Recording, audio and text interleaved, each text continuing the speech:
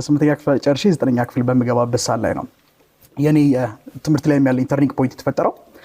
ምንድነው ያቺ ተርኒንግ ፖይንቷ?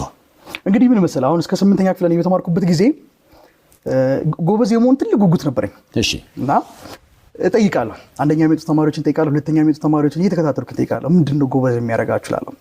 አንድ ጊዜ አንደኛው ጓደኛዬ እኔ አሳ ዘይት ስለምጠጣ ነው አለኝና ሞከርኩት። ባይገርም ለውጥ የለም አይኪው ለማጫ። ሁለተኛው ጓደኛዬ ደግሞ ጧት ሜዲቴት የማድረግ ልምድ አለኝ አለኝ። ጧት ተነስቶ ሞከርኩት ለሊት እየተነሱ ሜዲቴት ማድረግን። ምንድነው ሜዲቴት የሚያደርገው? በቃ ጧት ተነስቶ መመሰጥ ዝም ብሎ መቀመጥ ብሎኝ ቀልብ ይሰበስባል። አዎ ሞከርኩት እሱ ፎከስ። እሺ። አዎ ለውጥ አልነበረው። መጨረሻ አንድ በጣም የሚቀርበው ልጅ ነበረ እና እሱ ትምህርት ቤት ውስጥ በጣም ብዙ ሰዎች ነው የሚወዱት፣ አስተማሪዎችም ልክ እንደሱ ነው እያሉ ነው አፕሪሺየት የሚያደርጉን። አንድ ቀን እንደ ድንገት ሆኖ አንድ ዲስክ ላይ መቀመጥ ቻለና ምንድነው ጎበዝ